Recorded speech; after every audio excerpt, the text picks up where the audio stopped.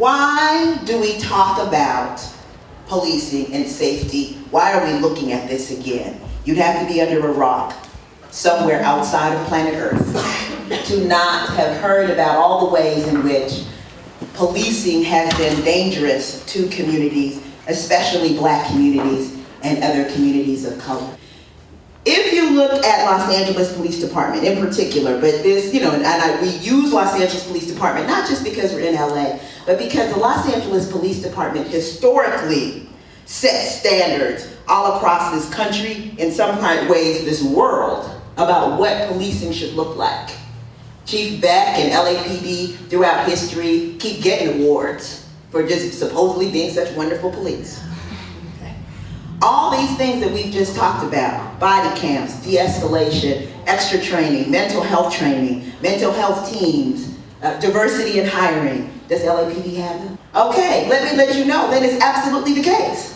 There is nothing that you all have laid out right now that LAPD has not had and not had for a while. We are going to be commemorating the 25th anniversary of the LA Rebellion, April 29th, 1992. I'm about to start breaking out into Ice Cube. I'm gonna calm down. That's a classic line there. Okay. And that is what really jumped off, at least here, this really concentrated focus on policing and how policing could be better and community policing, etc. Right? And so LAPD allegedly has been at this for a while.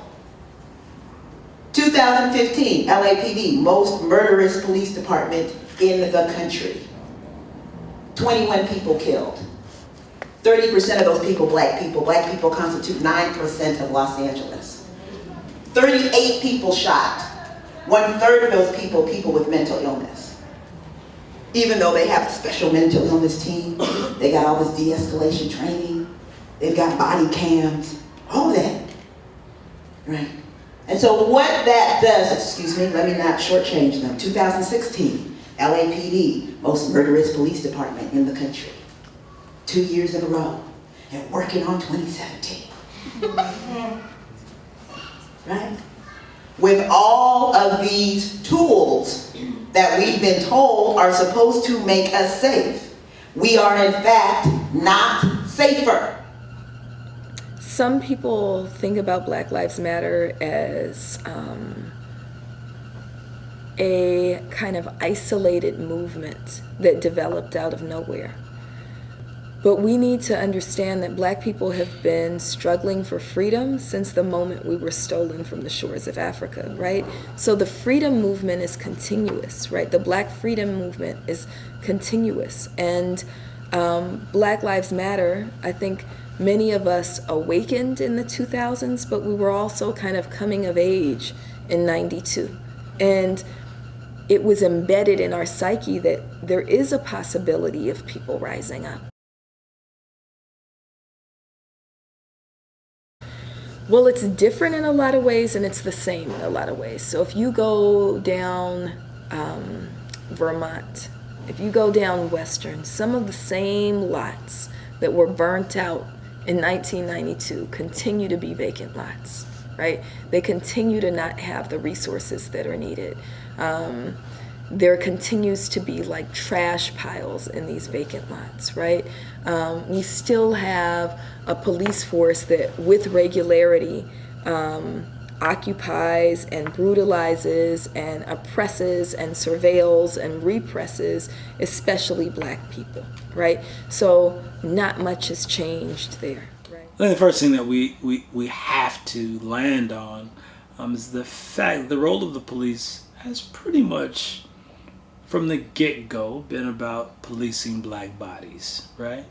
Starting as slave catchers, being the enforcers of the Black codes, being the enforcers of Jim Crow, the enforcer of segregation, right? And then when you move away from Black bodies, when you think about Operation Mojado, you think about the ways that they were enforcing immigration throughout the periods. When you think about their connection, real-time connection with the Klan, folks should know that Chief Parker, literally, he was the chief before Daryl Gates. He was Daryl Gates' mentor. He literally recruited LAPD officers from northern Louisiana, where my family comes from the Klan. And he said he recruited them because they knew how to treat the Negroes. I think the one thing that you will note that's changed is LAPD has gotten a lot more sophisticated. So where the kind of brutality was very apparent in 92, 25 years later, they have I read somewhere that there are 70 sworn officers who are now on the PR team for LAPD, right? And so they do a phenomenal job of getting their rhetoric out there, of not letting us know that they're the most murderous police force in the entire nation. That when you talk about, some of the practices like gang databases and gang injunctions, and, we don't call it stop and frisk here, but that's absolutely what it is, right? That LAPD has led those efforts, which are some of the most repressive measures that and methods that any law enforcement unit uses, right? Instead, what you have is a team that's the size of some entire police forces, right? Some entire police forces only have 70 officers. You have a team of officers who are lifting up false rhetorics like community policing, right? Because police remains as racist as it was. LAPD is considered to be one of the most diverse police departments in the country. It's a reflection of the city's population. But when you look at the numbers, when you look at what's going on since 2011, not to go back too far in time, since 2011, the Los Angeles Police Department, in a period of 4 years since 2011, has been leading the country, or at least 3 years, has led the country in killing the most people on the streets. If it wasn't the LAPD, out of those 6 years, 2 years, the Sheriff's Department.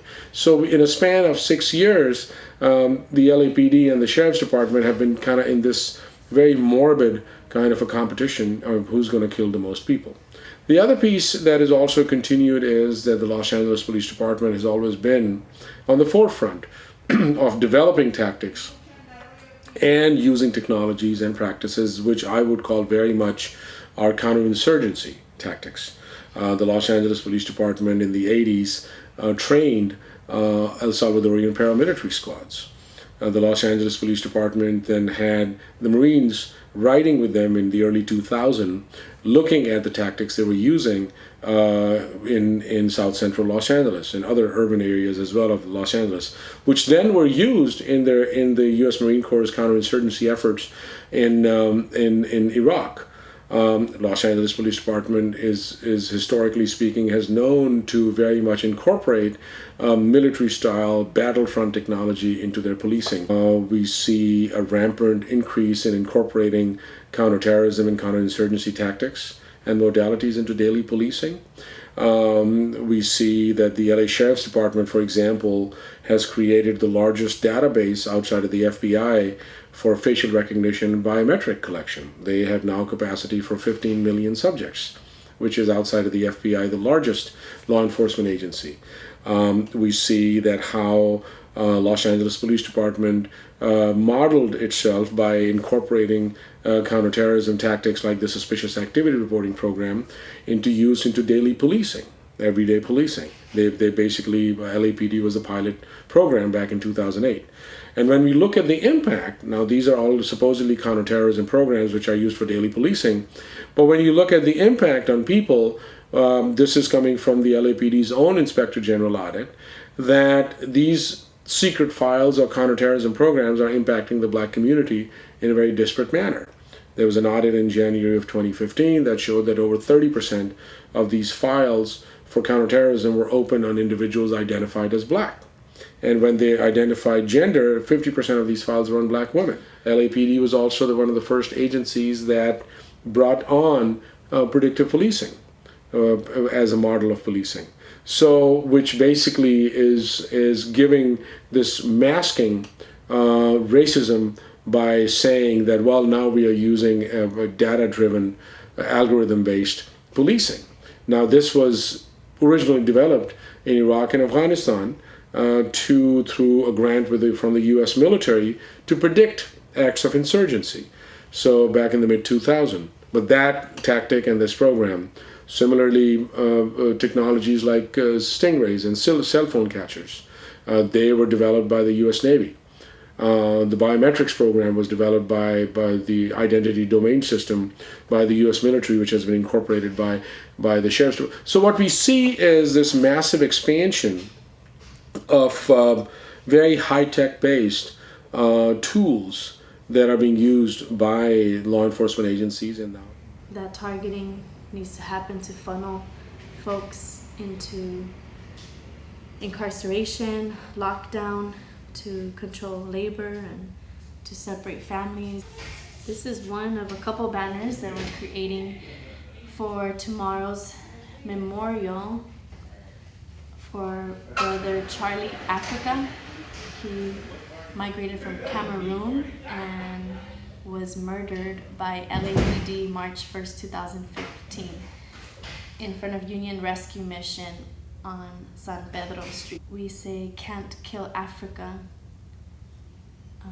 because the spirit remains alive and the memory remains alive, and we have a memorial to keep that memory and spirit alive as we fight to create a world where that doesn't ever happen, and there's a lot of work to do.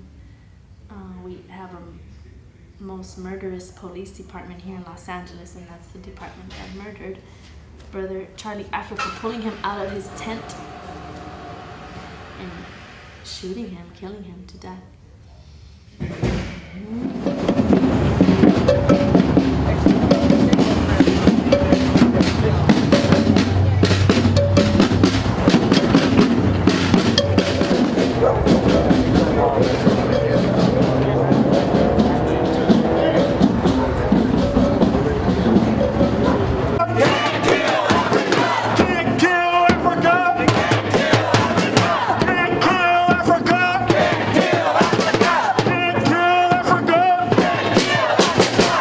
So, Brother Africa was a Cameroonian immigrant. I think it's important, particularly now when we think about sanctuary cities, right? What does that really mean? So he was an immigrant from Cameroon who liked reading Shakespeare, who lived on San Pedro between 5th and 6th. And everyone who knew him, I didn't know him personally, but everyone who knew him said he was a pleasant enough guy, and they remember him sweeping up his tent and helping out his friends or reading Shakespeare to folks. When you think about the Safer Cities Initiative, is at its height, they deployed an extra 116 officers into a 50 square block area. Professor Gary Blasey said that was the largest deployment of a military force that was the largest outside of the Green Zone in Baghdad, right? When you think about per capita, right? That number of officers in this small area. And so, of course, with that number of officers, use of force went up, beatings went up, shootings went up, everything went up, right?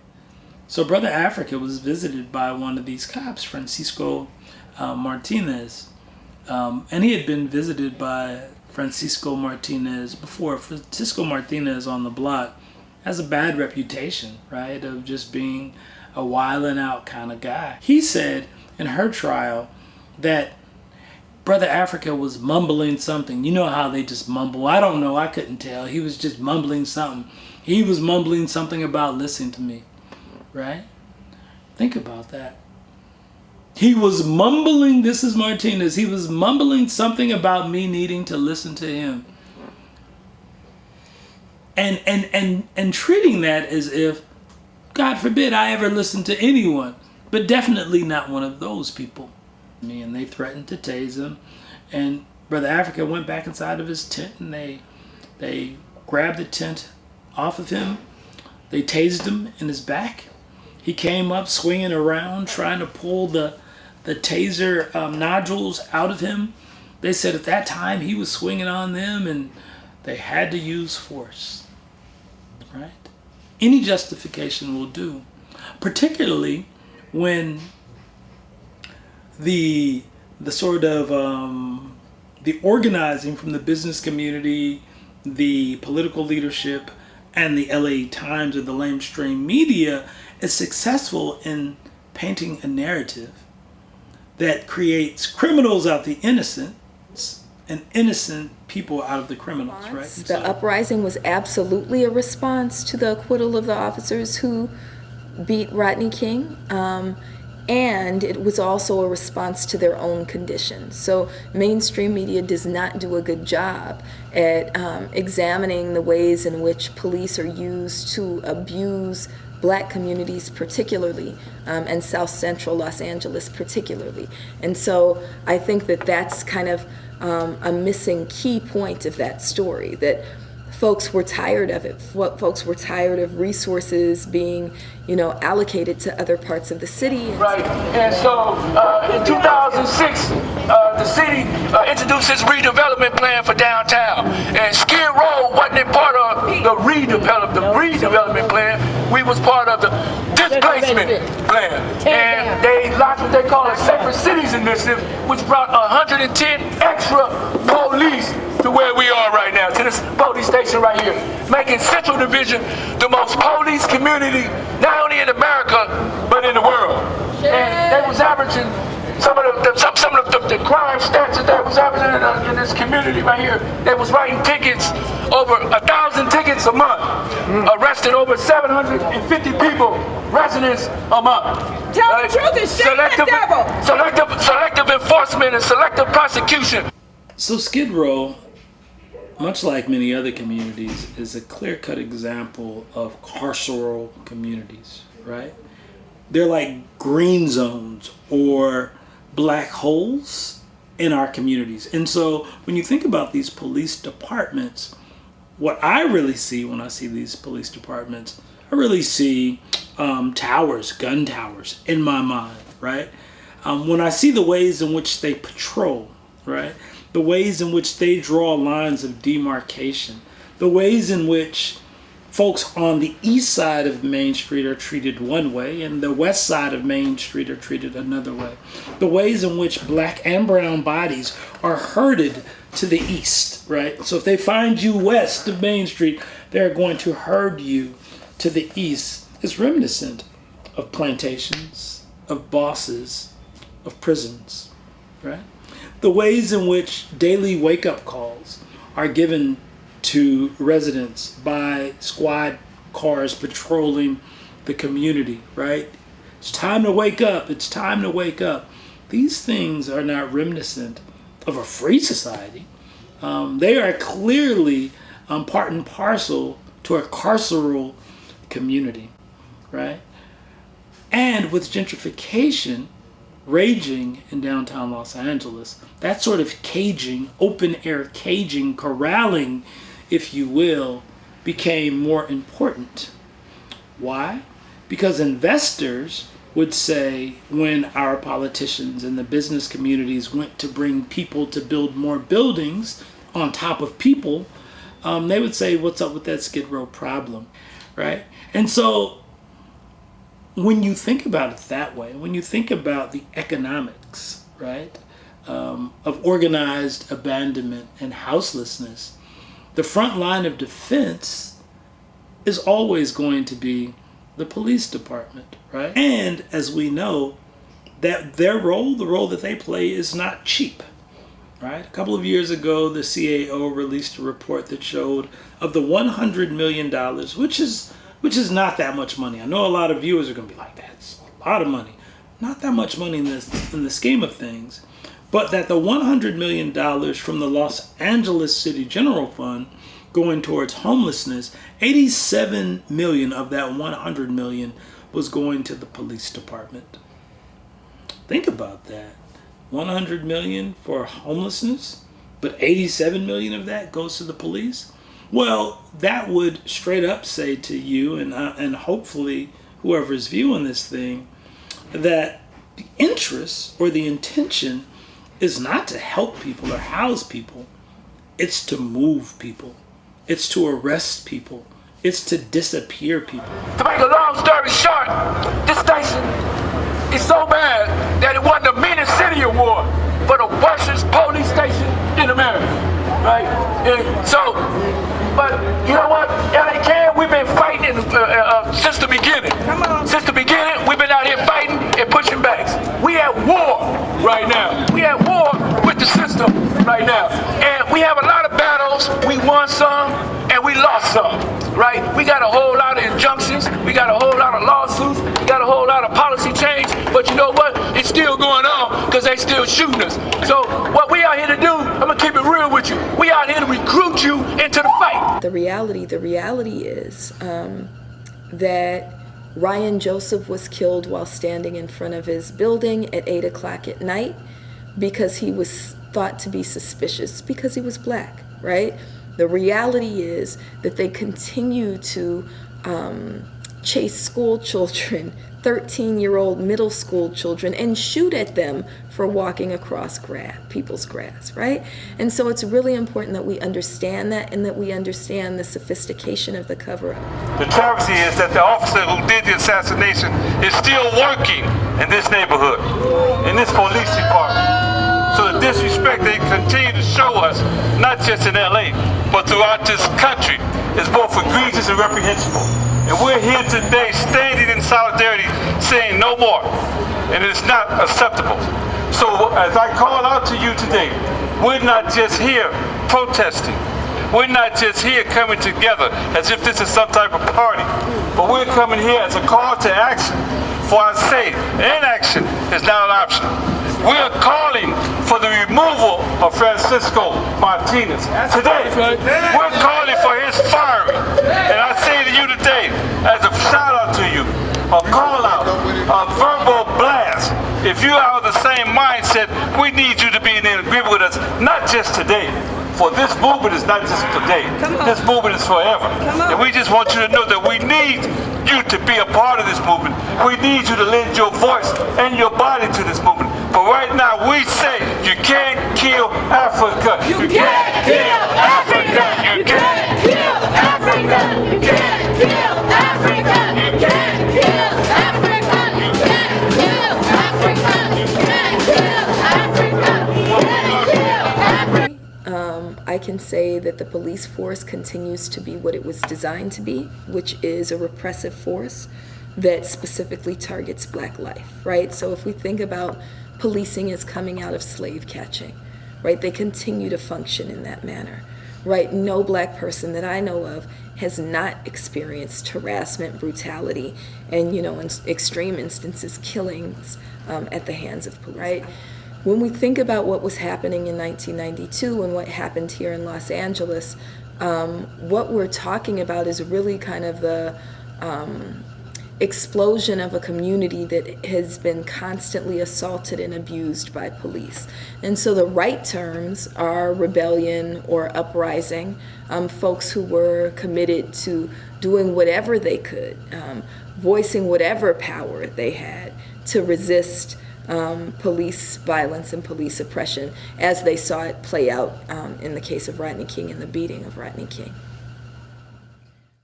And they killed my baby, and then they lied about it. They tried to hide behind it. They didn't want to tell me. I called every day. That was my only child. All I want to know is what happened. Because I know she didn't take her life. She had too much to live for, you know? But today is not the only day we're going to stand up for justice. We're going to walk the streets of the communities. We're going to be at the police commission every Tuesday. No justice, no peace, no racist police. No justice, no peace, no racist police. That if we think about even current conditions, right, the lesson that we can take from 92 is people have to be willing to get into the streets. Give us some respect. Fire Charlie Bay. Give us some respect. If a dog was hit by a car and it had tags on, they would call that dog's owner. But they didn't see fit to notify a mother of her child's I death. waited all day for my baby to call me back. I kept asking, and they knew. Your officers knew then. I'm sorry for your loss, ma'am. Really? I am. As you texting, you sorry for my loss. As you laughing, you sorry. It is my hope that you guys do what's right. Don't cover this up. There's no way Wakiesha Wilson could have hung herself from a phone booth that sits 2 to 3 feet off of the floor. Why can't the tape be released? Was she found hanging from the phone booth, or was she found in the middle of the floor? Because it was 2 statements released. Ma'am, I'm not going to be able to answer that. It's not coincidental that she had a verbal altercation with a guard and then winds up dead. We are people. She was the mother of a 13-year-old boy. She's somebody's daughter. She's somebody's cousin. She's somebody's niece. And her life matters. Do something. Thank you for your comment. No lying. There's proof in this report right here that I have that 20 minutes of footage is taken out. Why? That's the big question. Why?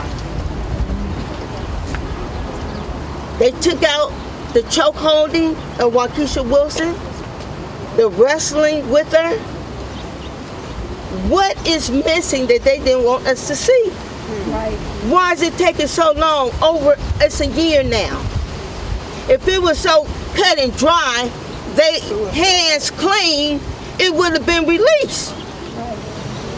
From the time I left the court building, I called every day and they lied to me. They told me, call the next substation, call this police station, call back later on tonight, call in the hour, the computers haven't been updated. They lied.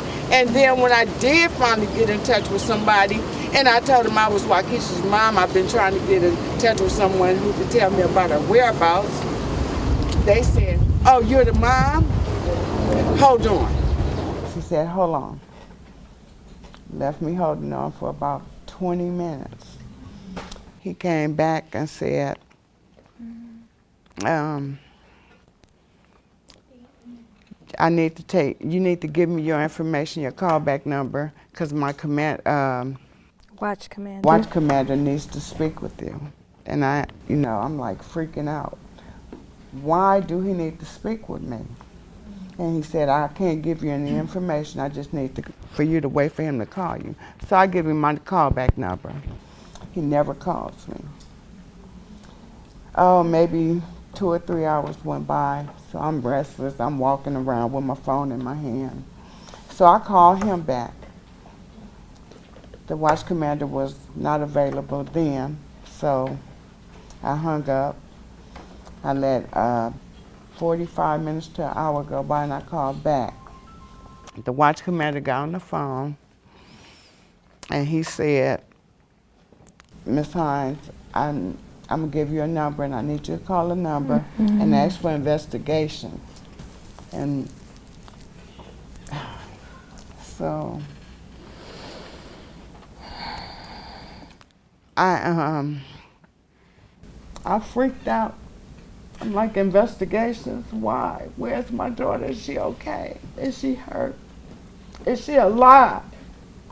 And he said, I can't give you any information, just call this number. So I just hung up and I called the number.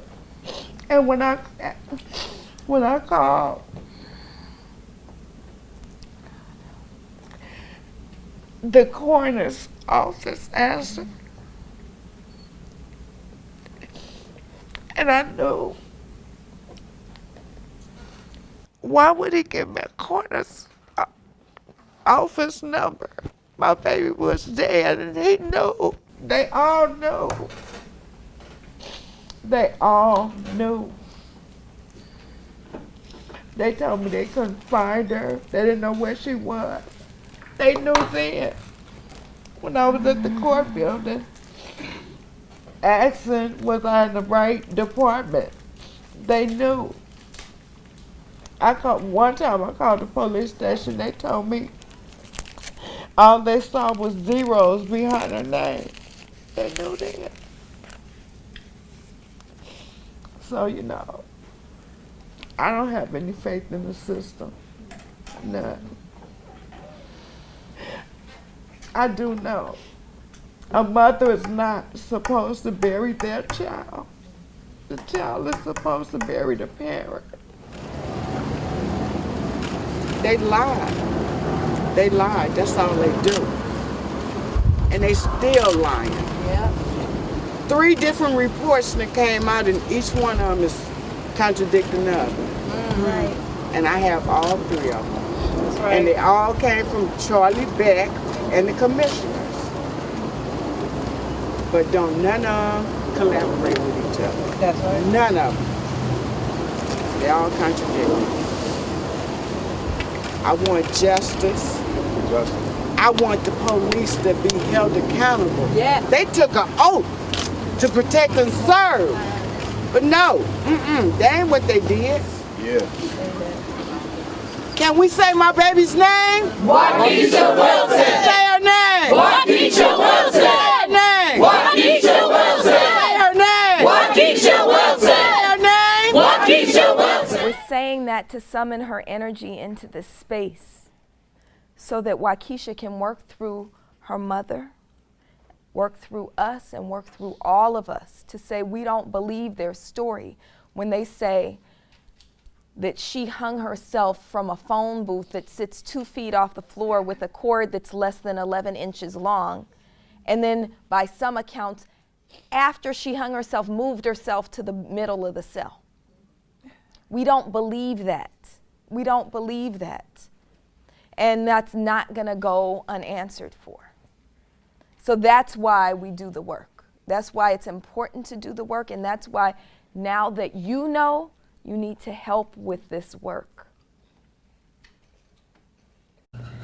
And so we're thinking of ways to create our own safety structures. So you hear Black people more and more say, no matter what, don't call the police, right? We have to have alternatives to 911, right? I have a neighbor down the street who's a firefighter who gave me his personal cell number, and he's like, you know, if anything ever happens, you call me. Don't call the police, right? And that's important, right? I see us when we see people being pulled over with increased regularity, something that I haven't seen since the 60s when the Panthers were organizing, other people stopping and filming, right? And saying, we want this kid to be able to make it home, right? Or whoever it is they've pulled over, right? When we're in groups, sometimes we will directly challenge the police, right? And say, wait, why are you stopping me? What are you doing? No, I'm not gonna submit to that. So I see an emboldening there. But the police continue to operate the way that they operate. They're the same people with new tools. So we have 5 demands. The first demand is the firing of the police chief. So Charlie Beck leads the most murderous police force in the country, and he continues to really give permission for police to kill and brutalize our people. So we want Charlie Beck fired. We want reparations for the families. So when our family members or when their family members are killed, there's an actual cost, right? There's the cost of burying those family members, right?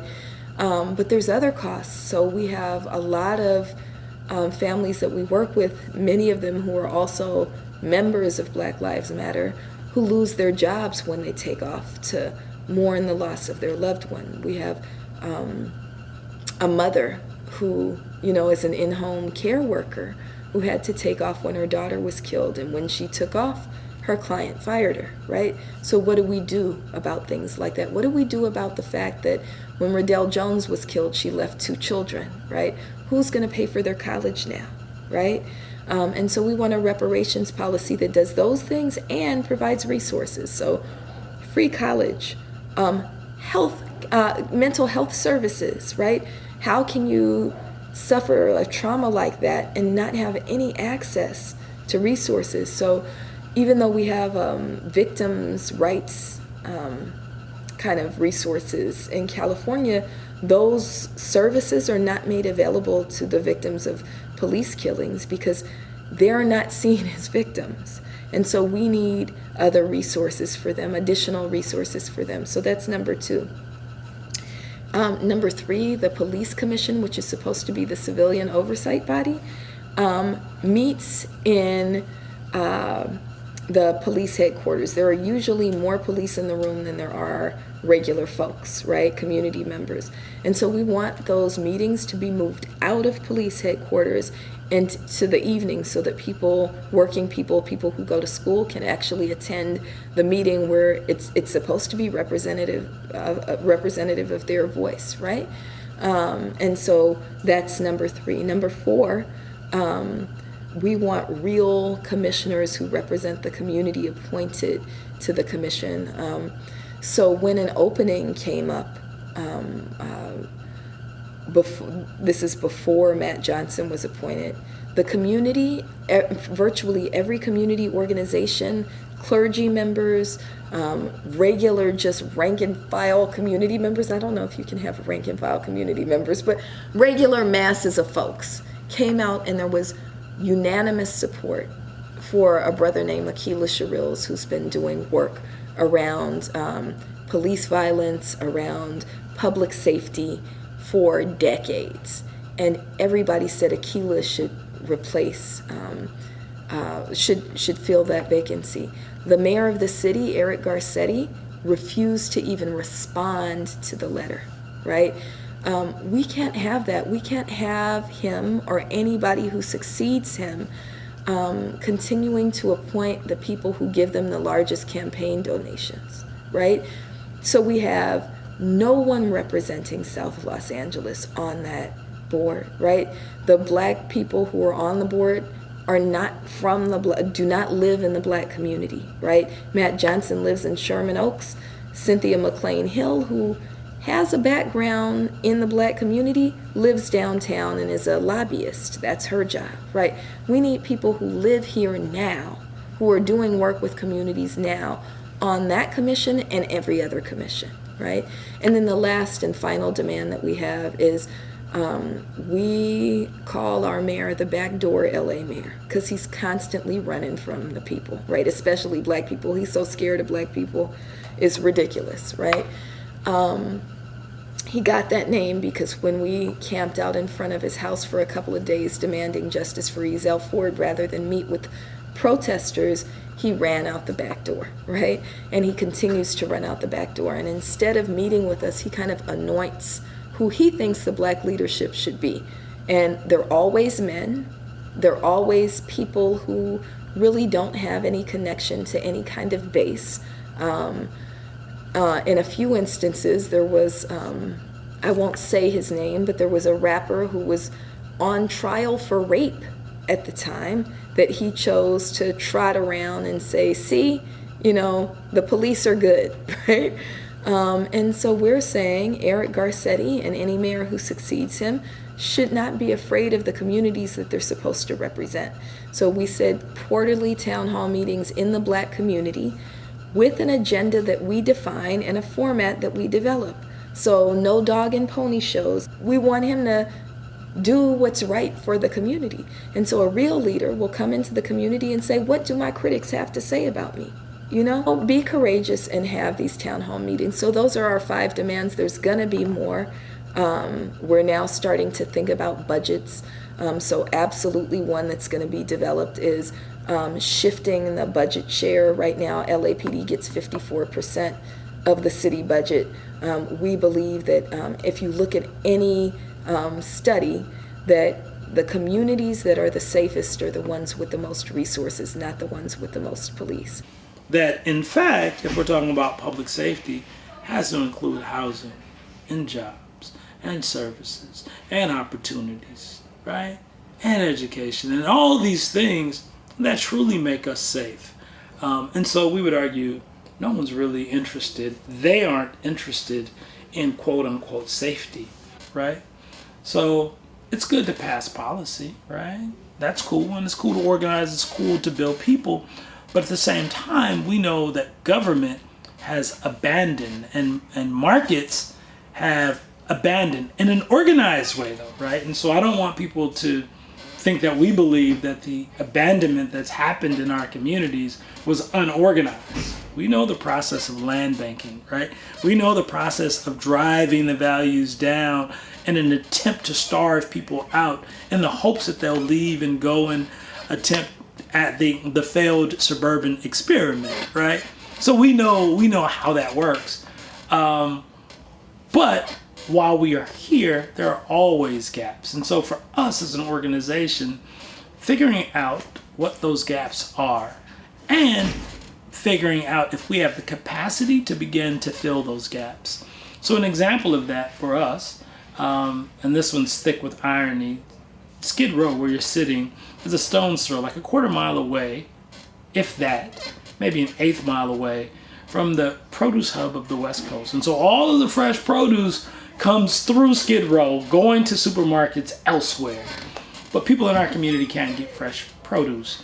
And so our response, our vision was to grow fresh produce. We started a rooftop garden, right? And then we were like, yeah, this is kind of cool. Let's see if we can organize other gardens. And so everyone in our general area can all grow crops, and we can figure out what to do with that. We can feed our folks, we can teach people new skills, this, that, and the other.